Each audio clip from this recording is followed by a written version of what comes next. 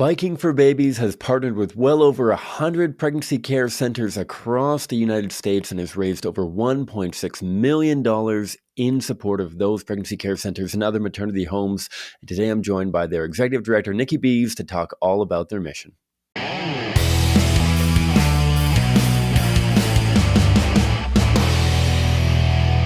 Hi, folks. Welcome back to the Pro-Life Guys podcast, a show dedicated to equipping you with the tools that you need to have compassionate and compelling conversations about abortion so together we can change minds, save lives, and transform our culture. My name is Cam. I'm the host of the show, and today we are in for a special treat. Today we're going to go a little bit outside of the chute with regards to apologetics per se, but rather highlight a really, really cool ministry that's happening in America, bringing together athletic excellence, I suppose, together with financial partnership with pregnancy care centers, maternity homes, and other resources for mothers and fathers experiencing challenging and difficult pregnancies and parenting.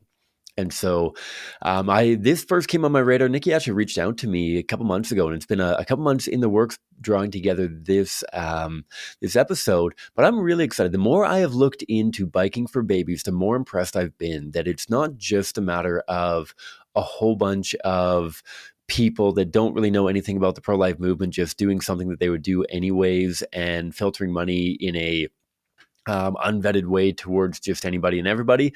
Not that there's major problems with that, but I really, really appreciate just how intentional, just how thoughtful this organization is in equipping missionaries with not only the tools that they need to excel in a athletic kind of way, doing over 100 miles of bicycling each day, 5-6 days in a row kind of thing. It's absolutely amazing that way. But even more than that, how they are equipped and how they come alongside these pregnancy resource centers and maternity homes, learn about them so they can share about them as they travel, so that others can be inspired, empowered to financially partner. They have raised an incredible amount of money in support of these agencies, and we're going to talk all about them, all about the organization Biking for Babies in and of itself, and how you can get involved, whether it's a cyclist, whether it's a support team member, or whether you representing a pregnancy care center, maternity home can get plugged in to be one of the recipients of sponsorship, whether you're a church that wants to partner with Biking for Babies to become a host for their incredible trips throughout America, and as we're going to hear, their openness to expanding globally as well. So without further ado, here's my conversation with Nikki Biese, Executive Director of Biking for Babies.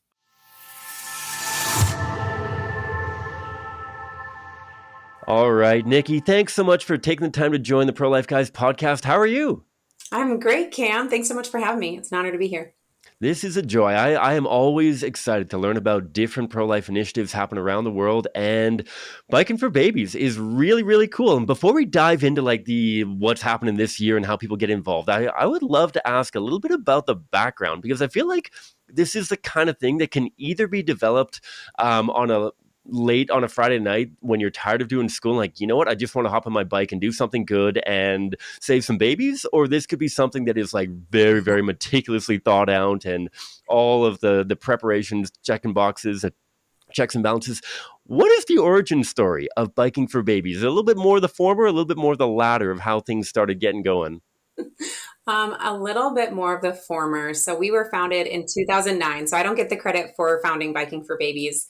But back in 2009, two young college-age men, Mike and Jimmy, were incredibly athletic, had these, God-given physical talents. They were triathletes, and they wanted to do something to support the women in their community who were considering abortion. And so they found a local pregnancy resource center called Living Alternatives. And they decided to bike 600 miles across Illinois, which it's not that long of a state. So they did a bunch of zigzag little routes and biked those 600 miles. And at the end of their ride, they had raised $14,000 for Living Alternatives and also for the Students for Life on campus there where they were at school. And Jimmy got to hold a baby named Cecilia, whose mama was served by Living Alternatives. And here was this beautiful baby girl, alive and well, because her mom was served. And she chose to continue with her pregnancy and give birth to Cecilia and actually put her up for adoption. So, the fruit of the hard work that Mike and Jimmy put into action, was very visible and tangible for them in that moment when they realized, wow, if we can do more for these women in our community, these children will have the chance at life and these women won't have to suffer through abortion. So they realized the incredible responsibility and opportunity they had to provide young people with the chance to put their faith and their pro-life beliefs into action in a really fun, exciting way. So we came about in just like an idea, a way to do something good. And, 15 years later, we've raised over $1.6 million for pregnancy resource centers and maternity homes in the United States. And we formed over 200 young adult missionaries and supported over 200 of those centers. Wowzers. There's a million things I want to unpack there because that is so cool. And I guess first of all, I don't know how much in contact you've been with the original founders, but two people biking in 2009 up to 70 people biking last year. At what point did they realize like 2010, were they assuming it was just going to be the two of them and another friend decided to tag on, or how did they kind of envision this growth to expand from something that started relatively small, $14,000, two guys riding because it was kind of their passion, to something, like you said, of now over $1.5 million fundraised. You got 70 some odd people biking, not to mention all of the support staff. What did that development look like from year 1 to year 15? Yeah, definitely. Really quick, I misspoke. Over 125 pregnancy resource centers. I said over 200, but Okay. and there's almost 3,000 in our country, so we have a long way to go, despite, like you've said, the incredible growth that we've had. So, co-founder Jimmy is on our board. He's our board chair, so very much involved in the day to day. And Mike is involved as well at a different level in St. Louis with our Celebration of Life event there. As we've grown and transformed from just a couple riders, really, and not even really a support crew at that time. They just rode and had a friend kind of in a van just in case they needed help. And this was in March. So frostbite was definitely, I mean, you're cold up there. We're not as cold as you, but March in Illinois is cold. And so we don't do that anymore. We just kind of face the heat of July in the States. But yeah, they rode and really just dreamed about what this could be. And I will say those two guys, if they did not have that, God-given dreaming capacity, we would not be where we're at, because they just opened themselves up to, well, maybe we bike across the country. So the next year they went from New Orleans, Louisiana, so the very bottom of the States, right there by the ocean, all the way up to Champaign, Illinois. And so like 1,000 miles, a little over a week, definitely over 100 miles a day on the bike. And they just had friends who were intrigued by the athletic and adventurous nature of the ride, that it turned into this very exciting week in the summer. And we've really grown from let's do this really awesome, fun thing for a good cause to let's form these young people into missionary disciples of Jesus Christ, into these people who are capable of sharing the beauty of every life, able of talking just with people and sharing the stories of these real women served by these centers, and have, moved from a place of, wow, abortion is my only option. There's no other way that I see myself going forward from this, to I'm able to choose life for myself and for my child. And those are the stories that change hearts and minds about what's needed in response to her unplanned, difficult, or at-risk pregnancy. So we've definitely grown a lot in the years, and become just a force of that formation for these young people, in addition to providing that tangible support for these women.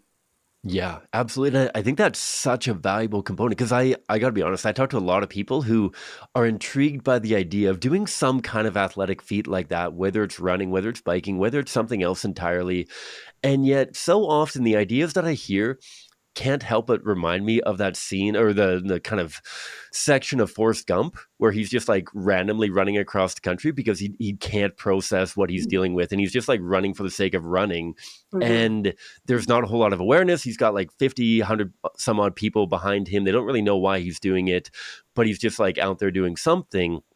And yet, what you guys have been able to capture is not only that incredible feat of athleticism, the really exciting, really engaging area that people who have a particular talent can really dive into, but connecting that in such a profound way to supporting mothers and fathers experiencing challenging pregnancies. And I wonder if you could maybe speak to how valuable you have found that partnership as you partner with pregnancy care centers across the country, and what they have found to be really inspiring from that somebody's willing to go out there and cycle 600 miles or more in defense, in support of pregnant mothers, but also for the educational, the awareness, all that kind of thing.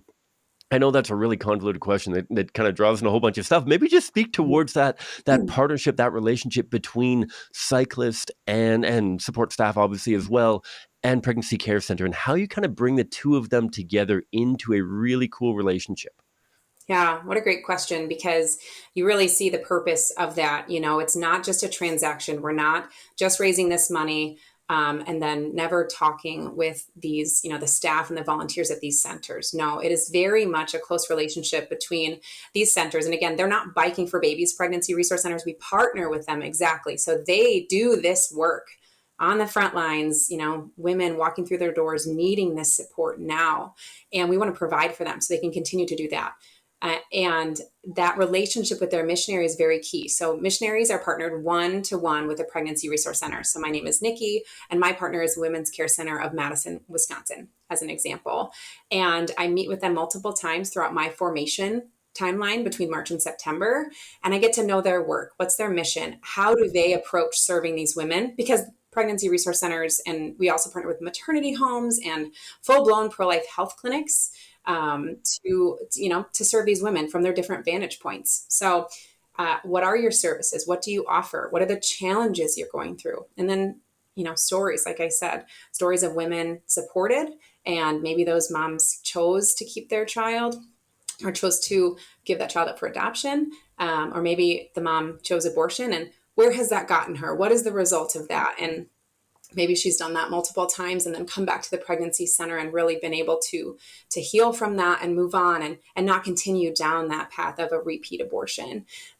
So that not only are we providing for these centers to do their work, we have been told that the staff and volunteers are spiritually renewed, because here are these young people, 18 to 39, in a time where a lot of people consider the generation or those couple generations as lazy, as self-absorbed. They're like, I got my phone, and that's all I'm looking at, or looking at myself on TikTok, making these videos. These people, they are going to work hard. They're going to put their time, talent, energy, finances on the line for women and children they may likely never meet, for these centers to be the face of that center on this national ride and beyond, so that people can learn about what they're doing. And really the goal is not only to provide that tangible financial support, but also to raise awareness, because so many people don't know that they exist. And then the people that know that pregnancy resource centers exist have a negative connotation sometimes, that they're unethical, that they sway women. And really, if you ever step foot in a center, you would know they are coming from a place of love to provide hope for that woman when no one else is telling her that she can do this. So it's such a bond in that relationship of spiritual support and renewal. And that missionary themselves get to learn and see love, really service and sacrifice firsthand. And countless missionaries tell us of how transformed they are by learning about these pregnancy resource centers and what they do. And our missionaries go on to volunteer and work at pregnancy centers. And that's really the goal, is to be sent as a missionary, continuing to be that change. Gotcha, and that's exactly where I wanted to go next. Curious about you. You mentioned that was it Mike or the other founder that was able to hold a child who had been served by that pregnancy care center. Yes. I'm curious. I'm sure that at least some of the people who apply to be cyclists or support staff maybe aren't super involved in the pro-life movement. Maybe this is something that they came across or heard of it from a friend of a friend or something like that. Like, hey, you know what? I'm a cyclist anyways, I'll get involved. But how this experience may transform not only their perspective on the pro-life movement, but maybe even their career trajectory, their volunteering portfolio, going from somebody who maybe didn't have a whole lot of time or brain power attended towards the pro-life issue, who have been transformed through this experience and now getting far more involved. I wonder if you would have a story or two, maybe even yourself, of how this Mm. journey of getting involved with biking for babies has transformed the trajectory of some of the volunteers, some of the participants, in how they get involved in the pro-life movement going forward. Yeah. And that's one of my favorite things to share, because we know that in order to renew the culture into one that supports life and promotes it, which is truly our mission, we have to do both. We have to support these women in crisis now, and we have to transform these young people so that they can help transform the culture. This is the future, right? The future leaders of our world, and they need to have this disposition towards life and, this virtue formation to know how to suffer well for others. And I have to highlight our Canadian missionary that we had this year, our first ever Canadian missionary, Whitney. I believe she's from the Ontario area, and she was transformed heavily, especially through prayer, having just a daily prayer routine. I am not going to be able to ride in this ride if I don't pray, she said. She's like, every single moment of training was just spent really offering it up and knowing that, Jesus is going to have to pedal for me, because I'm really not going to be able to do it. And she also volunteers for a pregnancy resource center. So it's like she's just learning and truly being transformed. And now our formation is done. So she's going on to continue what she's learned. And you asked for my story.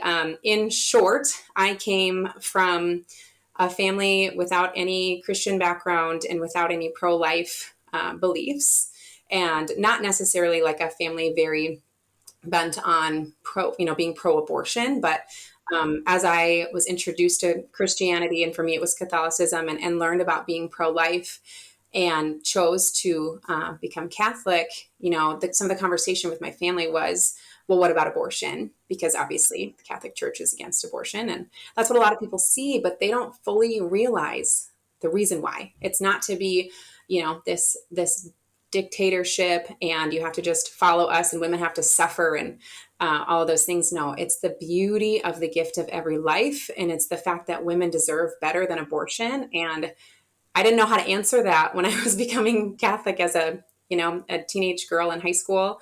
But I found biking for babies in college. In year 2, I met Jimmy Becker at the University of Wisconsin-Madison. And that's where I really saw these pregnancy resource centers for the first time and learned what it truly meant to be pro-life and to live it every day, and not just like stamp that seal of, I'm pro-life, and then like walk away and be done. And biking for babies has completely transformed my life and my husband's. That's fantastic. And that's so beautiful how transformative of an impact this has on so many people, yourself included, in getting them to consider the hardship that a lot of moms go through, and the incredible value that so many of these pregnancy care centers bring to our world, right? I mean, you mentioned there's over 3,000 of them across America. There's hundreds of them across Canada. And while some of them, sure, are very well served and are in very supportive communities where they have not only the resources, but also the programming and everything else that they need, a lot of them are really struggling to make sure that they have everything that moms and dads need as they seek to navigate whatever challenges may present during a pregnancy. And I'm curious about the partnerships as you've learned more and more about these different pregnancy care centers. I was looking on your website and how pregnancy care centers can apply to be partners. And I wondered if you could walk us through a little bit as to what that application process looks like and how you're able to learn about these pregnancy care centers, maybe even the volume of them. You've mentioned that they're paired 1-to-1, and I believe, if numbers in my brain are correct, 79 last year with 79 riders. I might be off on that. But where are these pregnancy care centers coming from? Are they all repeat pregnancy care centers, or are some of them coming as they learn about you guys as well? What does that application process look like, and how do those relationships develop year over year as they maybe come back for second, third, fourth, fifth year of partnering with you guys?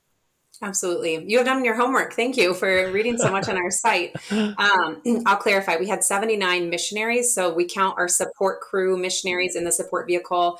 They are a missionary. And then we had, I don't remember the exact number, but 50 something riders to the 20-ish support crew. And yes, so we actually had 80 pregnancy resource centers and maternity home partners, and it's just how it worked out for the year. God always has a plan. So a nice round number there. We have a vetting process. So yes, pregnancy resource centers, maternity homes, pro-life health clinics. If you are listening to this, you can absolutely apply. The application takes less than an hour, and we want to hear from you. What is your mission? Do you provide for or refer for abortion? That should be a no if you want to partner with us. Same goes for, do you provide for or refer for birth control, contraception? And just, kind of thinking through for us, like the healthy behaviors we want to instill and encourage in our young people. That's, we don't want to be providing birth control and contraception, things like that. We want to hear your stories. How have you served a woman? What was the result of that? What kind of hope did you provide her with your services? And, just the stats. So we want to know the impact they're having on their community and the number of men they serve. Oftentimes these centers are trying to bring the men in with a men's ministry of some kind. So finding a guy in their community, a local man who is, a well-rounded, responsible person to lead some groups with these guys. So they see a great example of a man that can be an astounding human and father and spouse or partner. So we just want to make sure that we're raising up the family completely. And we love to hear those kinds of things from our centers. So applications are due February 2nd. They haven't opened, or I don't know when this is airing, but November 1st is when the applications are opening. And yep, they're open until February 2nd. And we, any questions, people can reach out to us for that. Cool. I will absolutely put the link for that in the show notes below. And so if you're a pregnancy care center, definitely do apply to that. A question that maybe we can tackle now, maybe we tackle at a different time. And I know this is getting a little bit off line of questions that I had in mind. You guys are growing, not only number of missionaries, number of groups that you're partnering with, but also I would anticipate the roots. And I was looking at the roots that you guys are doing, and obviously there's a lot that is starting in, correct me if I'm wrong, you characterize as the Midwest. You've got like Michigan, you've got Kansas, you've got a few other spots like that. With regards to route selection, how do you guys go about choosing where you're going to be cycling? Is there a world in which maybe a couple of years in the future there's a route in California going up to Washington? Is there a world in which Florida gets involved? Is there a world in which maybe there are international routes that start partnering with you guys? What does that look like when it comes to choosing the routes that you guys are going to commit to? Yeah, great question, because in the last 5 years since I've been executive director, I'm the first ever full-time staff. So, Okay. bringing on a full-time focus has really we've blossomed, and it's been beautiful to see just that growth happen so naturally. And it comes with a lot of work for sure. But in the last 3 years, we've added pretty much 2 routes every year. Okay. And we have that core from the Midwest, just kind of where we started in Illinois. It was easy to kind of branch out as relatively easy, as we made more contacts and got more people excited to join. I recruit a lot of people from the Wisconsin area. So, those routes fill up more easily with missionaries. And then we brought on our second staff over on the East Coast. And so we started routes going to the Arlington, Virginia area, DC area. And so the routes come from prayer, first of all, like, God, where do you want us to grow? Where do you want us to expand to as we, the goal really, are you familiar with the March for Life in DC? So the goal has kind of been to be the March for Life equivalent in July on bicycles across the summer or across the country. And we'll just see kind of what God has in mind. But we grow where the fruit is, really. So when we have someone in that general area who can kind of commit to, maybe they can be a host, or maybe we have a couple missionaries we know that are going to apply. For example, this year we're discerning a few new routes. So South Carolina to Virginia is one. An extra Alabama route into St. Louis. So that'd be 2 from the South. And then Lincoln, Nebraska route into St. Louis. So as we navigate those conversations, it depends on how many missionaries we have apply and who we can kind of fill that with and how much support we can get for that route, because our hosts donate their church, their homes, their cafeteria floor at the school, and let us sleep there. They host events for us so we can raise awareness for our mission. They feed us. So really, we have to depend on that amazing generosity from our hosts to build this out. Oh, absolutely. I definitely can appreciate that. A lot of the traveling that we do with our interns over the summer is based solely through the generosity of host homes and churches that are allowing us to use their facilities for speaking events and all that kind of thing. And so I can definitely appreciate that. And I'm sure that in a lot of ways, like you alluded to, that in planning a new route, that's going to be one of the biggest and most important things to secure going into them, of making sure that not only Mhm. do all of the teams have place to sleep at night, but also in the evenings, it's not as though we're just waking up where we're doing our cycling with our headphones in and we just tune out the rest of the world. Sure, we're wearing a baby's biking for baby shirt, but that's the extent of it. We get to our hotels, we're playing Xbox on the hotel TV, and that's the gist of it. Maybe walk me through. There's a phenomenal video on the website as to the day in the life of a cyclist, and I'll put that in the show notes as well. But maybe speak specifically towards the relationship that you guys have with the communities that you're stopping in. During the day, I'm sure there's an awful lot of cycling, and I think that while as somebody who doesn't do a lot of cycling, I do a lot of other sports, but not a ton of cycling. It's probably not just as simple as hopping on your bike and riding for 600 kilometers, 600 miles nonstop. Um, but maybe speak specifically towards what it looks like in partnering with the community, in not only the morning breakfast routine, but also the evening. And maybe we can inspire a few listeners here to consider whether or not their home community could be one of the anchors on a trip in the future. Oh, awesome. Great question. So yes, we can talk maybe in a minute about how the day looks for the teams. And yes, lots of miles, lots of offering it up, as we say, for the mamas and the babies. But once we arrive to our landing place, whether it's a host house or a church, usually somewhere in the realm of 3 p.m. to 5 p.m. or so. So yes, a full day of riding, 10 to 12 hours on the bike. And then we get somewhere, we need to get showered. There's sometimes a little chill time to rest or maybe pray. And then we have some kind of event at night, whether it's a church service or, yeah, maybe a prayer service or something with people from the community. The goal is always to be with people from the community because of course, as missionaries, we love each other. We become this incredible family. You know, they go through formation, it's virtual. They don't get to meet each other typically, unless they join together, but typically until that week of the ride. And it's beautiful to see how those little family units transform over time and grow. But we want to be interacting with people from the community because that's the only way that we're going to share in the gospel of life and really promote these pregnancy resource centers and promote our mission. So some kind of a dinner. And this is really the moment that the missionaries have trained for. They train during their formation to give their testimony. So I know that you do this with a lot of your interns and the work that you do, but yeah, why am I pro-life? Why did I join this crazy adventure? Why am I biking 600 to 700 miles across the country in a week? This is insane. Let me tell you why. And we really let that be a personal why for the missionary and try to give them the tools to be, impactful and share it in the best way so that people can be moved by their story. And those in those evenings, you usually get 1 to 2 missionaries sharing their why. And then, teams have their evening meetings and go to bed and do it all over again the next day. Do it the next day.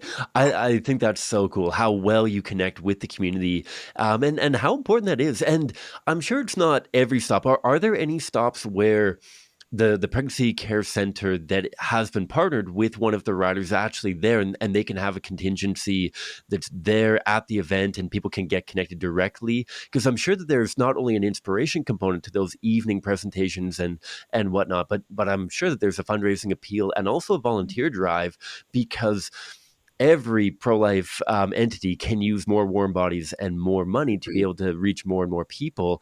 Is it often that the local pregnancy care centers come out and partner with those events? Yeah, you got it. You got it exactly right. We have a number of evenings along the ride where these centers come out and share their own missions, and there is a fundraising appeal for sure as we try to raise money. And when we end sharing our story, the goal really is to inspire people to consider their role in this whole, mission, this desire to not even just desire, but the requirement really, the importance of changing the culture. What is your role in that? And maybe it is to be a volunteer at this local pregnancy resource center, and you can hear what they need, and you can be the boots on the ground right here in this area for them.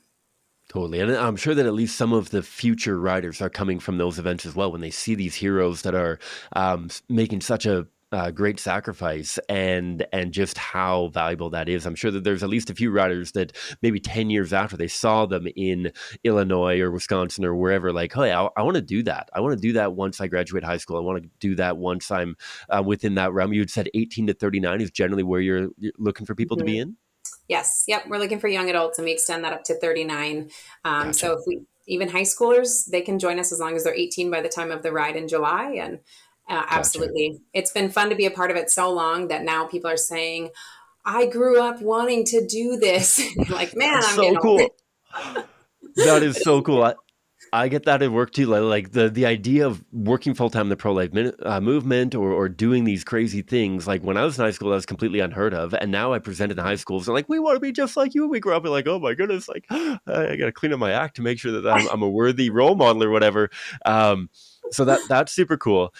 To dive into the cycling, and I got a confession to make. So I've often thought about triathlon. So I was a competitive runner while I was in high school, university. I did a lot of running, mostly not even because I enjoyed running, but because I just thought that it was an easy way to prep for all of the other sports that I was doing. And so I would do a lot of running. And I've played almost every sport competitively, with the exception of swimming and skating. I can't swim and I can't skate, which is weird for somebody coming from Canada. To be fair, I grew up in Victoria, which is like Seattle in America, and so hockey wasn't a huge thing in Victoria, but I can't swim and I can't skate. And the only reason up until now that I have never done a triathlon, I've always thought, you know what, I've got the running, I've done all of that training. Anybody can ride a bike. And so obviously I can ride a bike. It's just the swimming that has held me back. But maybe Mhm. speak a little bit into that cycling, because I know, as I have gained a little bit of wisdom and a few gray hairs, that cycling is actually really challenging. This isn't something that you're just kind of lollygagging along some bicycle pathway with a cruiser bike and a horn that you're honking at everybody that goes by, kind of thing. But this is a grueling grind for people. What does the training montage look like? What does the experience look like for a lot of the cyclists that come through here? Mhm. Well, let me be the first to say that you do not have to be an elite cyclist to join Biking for Babies. We eliminated that a long time ago. So Mike and Jimmy, absolutely elite cyclists. I mean, Jimmy is older than me, and he still just like hops on the bike with the teams, and he just is an incredible athlete. But shortly, like a couple of years in, as Biking for Babies was growing and people were interested, it became obvious that not everybody could bike 1,000 miles. And so we shortened it to, just under 600 to around 700, which is like still not something to balk at. You're right. It is grueling. I mean, our average is 100 miles a day for 6 days in a row. That's kind of what we aim for. That's really the goal. And it's not, just to like check a box, like this is how many miles we're going to get, but really the miles matter. We really believe that we're offering up this hope and this prayer and this sacrifice for these real women, as I've said, in these difficult pregnancies and for their children. And it's such a beautiful thing. So it is grueling, but it's amazing to see how many people come to us who have really no cycling background. They do not even have a road bike. They know how to bike, right? There's many people who know how to bike, but they don't have clip-in shoes and bike shorts. Like it's all an investment even to just learning how to cycle on the road. And then you go from this virtual time of training on your own to having to bike with other people. So how do you draft off of someone and make sure you're communicating, because crashes happen when we're not communicating, when we assume people behind us can see something, and that's not the case. So the training routine is anywhere from 10 to even like 16 hours a week. And not all of that is on the bike, but really just making sure that your body is physically ready for that. But a lot of our missionaries say, like, I was as ready as I could be, and ultimately got to this moment where I needed help.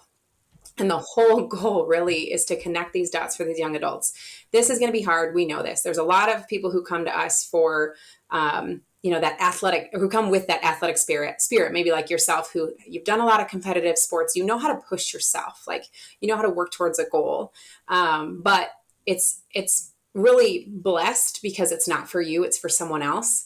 And you get to this moment where you're like, my hands are like frozen in this position. If you're listening on the podcast, I got like two claws going on with my hands, and your rear end is hurting. Maybe it's numb, probably not yet, but you got to get back on the bike for the fifth or sixth day. Those are the days where it's like, I cannot do this anymore. And that's where our riders really have to lean on each other. They have to lean on the people in the support vehicle, so support crew who are praying and providing water and sunscreen and food and just trying to cheer them on, do fun little surprises along the way, to make it less grueling. But ultimately it's, you could hop off and get into the support vehicle. But when we're asking these women who are considering abortion to, quote, stay on their bike, like, why would you get off, right? Stay on your bike. Let's do this in solidarity. And in no way, I'll make sure I say, I hope that didn't offend anybody, but in no way does someone biking any amount of mileage compare to that decision between choosing an abortion or otherwise. But what we're trying to do with these young adults is really bring them to that point where I have to accept help. And it's courageous vulnerability, as we call it. Absolutely. That is so cool. Maybe let's dive from there into that support. And I'm sure that I would be phenomenal to be able to highlight each of the different staff members, but maybe let's talk a little bit about that support team, as well as the work that Lauren does with health and wellness, preparing riders and keeping everybody on their bike healthy and in a safe situation. What does the support team work on, and how does Lauren work with these missionaries as they prepare for this grind to make sure they have the best chances possible to be able to fully succeed in getting all the way through this without major injury or any other kind of dilemmas coming up? Mm-hmm, absolutely. So Lauren is actually a volunteer on our executive team. And so she's incredible. And she works in partnership with some of us staff. But so she's a trained athletic trainer. She is done with her schooling in her college degree, and she actually works full-time as an athletic trainer. And so what that means is she works with legit athletes who do this for their job, and she makes sure that they recover well from injuries. She tries to prevent their injuries. Nutrition is a huge component, and really bike mechanics even, right? So there's so many layers to it. So the goal is prevention. Let's prevent any injuries. Let's make sure you're trained well. So she not only has written out our training program in partnership with my husband, who is also an athletic trainer. It's a training program. We say if you follow that, you'll get there. You'll be okay. But sometimes people are riding with their seat too low, or maybe, handlebars not in the right format, or maybe they start to shift their hips in a way that you don't think you can actually do while you're sitting, but you're kind of starting to get weak or tired in certain muscles. And so you're letting others just kind of take that power or use that power, and you start to suffer in your knees, for example. Your alignment's going to suffer. There's so many things. So it's really difficult as a virtual training program to really prevent everything. So if we can't prevent, what Lauren is available for is, all right, I've got this knee pain. What do I need to do about it? So she works with everybody. And then we have volunteer training specialists on each route, who are available to each route. And they are some of our more gifted cyclists who have been very experienced either with injuries or just biking a lot of miles, and are an unavailable resource. If I have a question, one thing you don't want to do on the bike is bonk, which, if you're not familiar with that, is you didn't eat enough food and to keep yourself powered and energized. And so it's not just like getting tired, but it's like a full on, I got to get off my bike. I'm going to fall off. I need to lay down, maybe hopefully not, but maybe pass out. And you just like can't move at all. And then when you get food, all of a sudden you're like, oh, I'm better now. But some people don't know how to eat. And I'm sure that was some of your experience too, Cam, like with elite training in athletics, you don't know how to eat for that length of time for that activity. And you have to eat sometimes while you're doing that activity. So that's something people have to learn is, put food in their little pockets in their jersey and eat while I'm going. And it's a big learning curve. So Lauren is available for all of that. Yeah, well, and I'm sure even dietitians and nutritionists and just thoughts coming that way because the age old carb loading. I think of the whether it's Michael Scott crushing a fettuccine alfredo before the half marathon for rabies or something like that. Like how do you school and prepare your body for this so that it's not just a matter of you know what I've been crushing Skittles the entire time and guess what, that isn't actually pure carb and that's not exactly what my body needs to be able to get through this thing. Um, Nothing against Skittles. Skittles are great. I mean, Marshawn Lynch ate a pack of Skittles halftime every game that he played, I think. But I'm digressing here, unfortunately. I'm just in the sports mood. I don't talk to people that are in touch with sports very often, and so this is cool. Um, maybe talk a little bit about a little bit further on the support team and what a day in the life of a support team looks like. Because I'm sure there's some people hopefully listening who are starting to really think and consider about this, but maybe there's something that would be preventing them from doing being a cyclist. Maybe I don't know if you have the same kind of age parameters for the support team as well, but maybe they're not falling in that 18 to 39 kind of range. Maybe they're not capable of riding in that capacity. Maybe they've got other conditions or something. Maybe speak a little bit more as to that support team and what a day in the life of the support team might look like.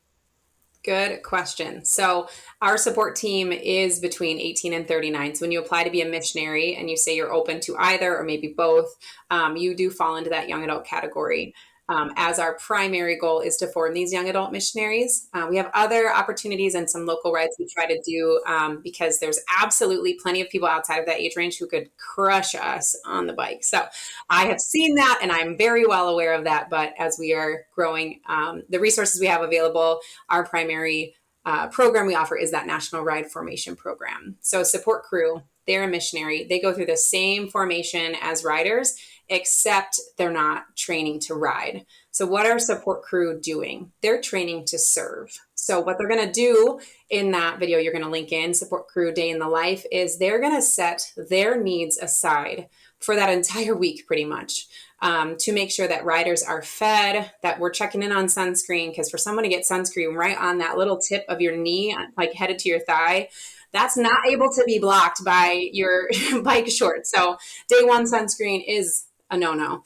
And it's like buying, well, I have to ask, have you heard of Olaf? Do you know who Olaf is from the Frozen movie? Okay, I was not sure if that translated, but so Olaf, the snowman from Frozen, we had a team one year buy an Olaf pinata, and the support crew just like had him posted in different places, like Olaf likes warm hugs, or I wonder what it's going to be like in summer. His different quotes from the movie, and it just kept the spirits up, because it can be long days and it can be grueling, and some people are dealing with some injuries, and but it doesn't have to be the worst time of your life. Like the goal is for you to offer it up and for us to live, like one of our core values is to evangelize joyfully. So if you look at any of our videos, you're going to see our missionaries a lot of times smiling through the pain, like laughing, dumping water on each other, and just trying to serve each other joyfully. So support crew really owns that attitude and tries to embrace that for the teams. And they help plan the stops, so they're in communication with the host for each evening, help secure a support vehicle, and it's really the model. As I said before, the support vehicle is there for safety. So if a rider needs to get in, ultimately no big deal. Like we want you to be safe, right? But trying to push yourself is part of it, and trying to get there, not just because I can do it, but we as a team did this. And the support crew really is there to help with injuries. They've got the first aid kit. They carry the people who are in the vehicle, making sure that they're safe and taking the breaks that they need, and just making sure that they are really the pregnancy resource center, right? For these women who are like, I cannot do this by myself. Here's your support system. And we're going to get there safely. We're going to get there together. So that's them. Gotcha. That's so cool. And a couple more questions before we start to wind down towards how people can get involved, how they can donate, how they can apply, that kind of thing. Couple more questions before that. I'm sure that in some ways, and again, correct me if I'm wrong, but I'm sure that in some ways, the week of riding is kind of the longest week of their life, but also the shortest week of their life, and how they're coming into camp. What is it like to be welcoming this group of, I don't know how involved you would be. I don't know if you're able to meet all of the different teams that are starting in different locations, but as you see these riders start to come on in along with their support team and everybody else. What is the atmosphere? What is the energy like on that day one of coming together? Maybe the next day. I don't know how long in advance they get to the location that they're going to be cycling from, but what does that early time look like? What is the atmosphere like? Is there a little bit of tension in people not quite knowing whether or not they can pull this week off? What does the early stage look like for this? Yeah, you have it exactly right. So each route has a mixture of people who have done this before, either as a rider or support crew. Maybe it was, I was a support crew last year, but I'm going to ride this year. So it's my first time riding, but I've seen what the ride is like. And then we have a ton of new people, right? Because especially after, Roe v. Wade was overturned here in the US, there's an influx of young people just wanting to get involved and realize that regardless of the legality of abortion, our jobs are not over, and these women and these children need our support. So tons of new people coming to join us, which is a huge blessing. And they get to their day or they get to their starting point a day early, sometimes a couple days earlier, if we can kind of get like a tour of a local pregnancy resource center in the books and get them some extra time together. That's really a really precious time. And our goal for formation for all of our missionaries is to see a pregnancy resource center, whether it's before the ride or during the ride or after. So oftentimes we actually stop at a center or a maternity home while we're riding.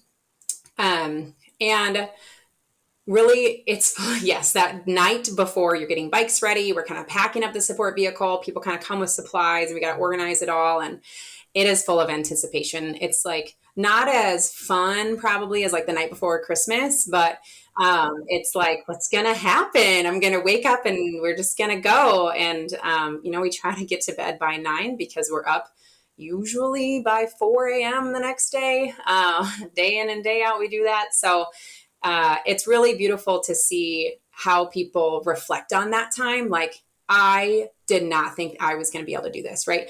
The night before, they specifically write, like the night before, like I've got a pit in my stomach and I'm like, I'm going to wake up tomorrow and just like not even be able to bike.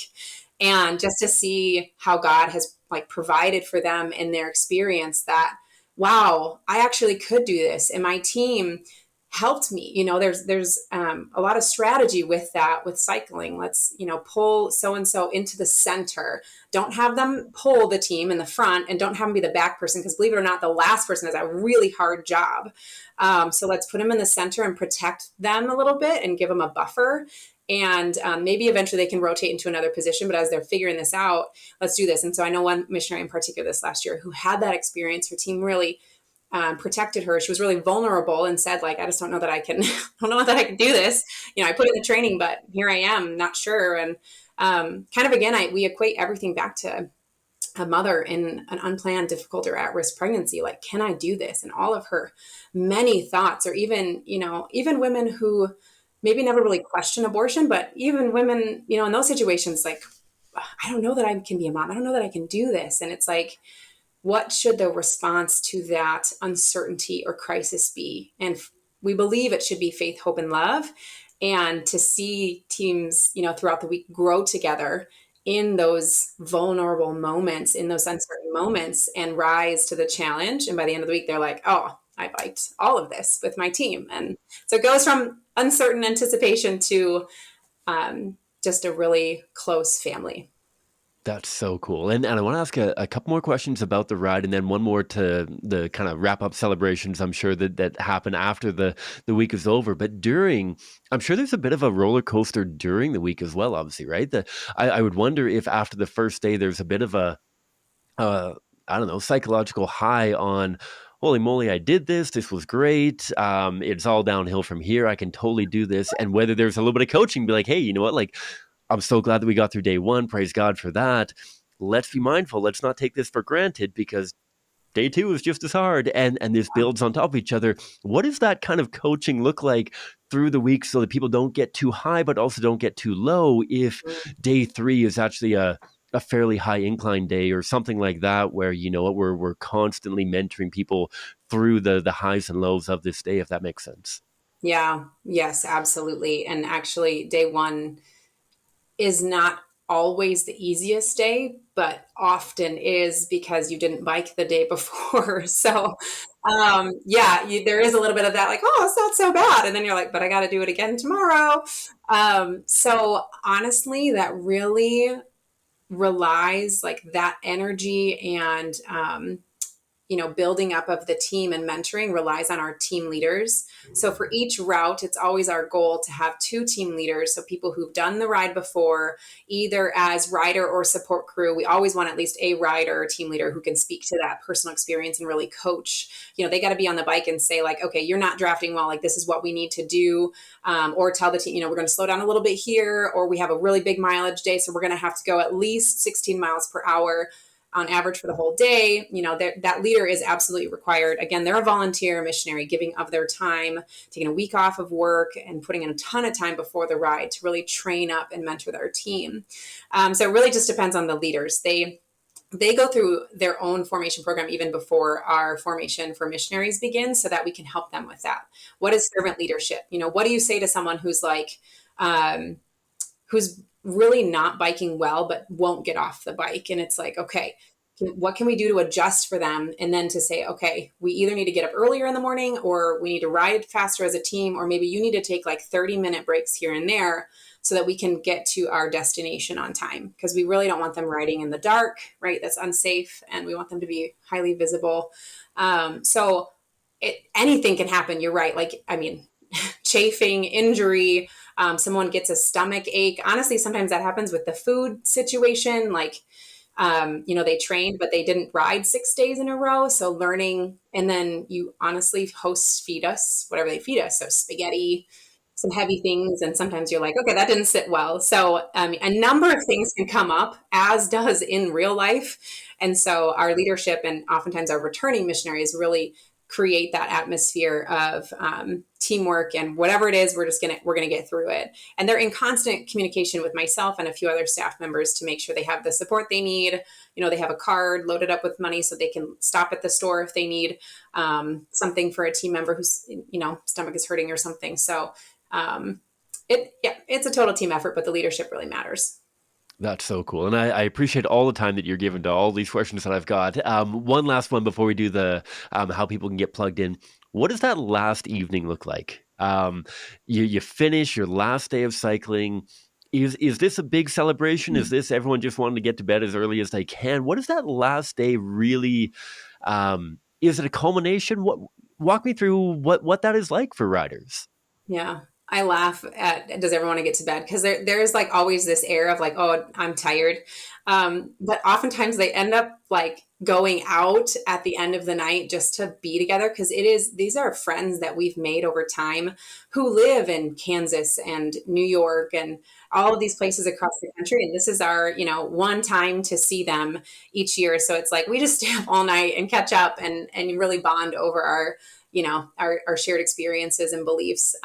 But everybody is really tired by the end of it. And currently we have two celebration of life events because we have two ending locations. So St. Louis, Missouri, and Arlington, Virginia, as we've said. So we've got a number of different routes that go to those ending locations. And we have celebration of life events at each, usually at a parish in the community that hosts us. And so the teams ride in that last day. They meet at a predetermined location where they ride in on their last mile together. So it's this big moment of solidarity riding in. And I mean, as we grow like that line of support vehicles and riders is just getting so tremendous and beautiful. And we, stop traffic, and it's a little crazy sometimes, but they come in and it's like truly a celebration. Like, look at what God just did.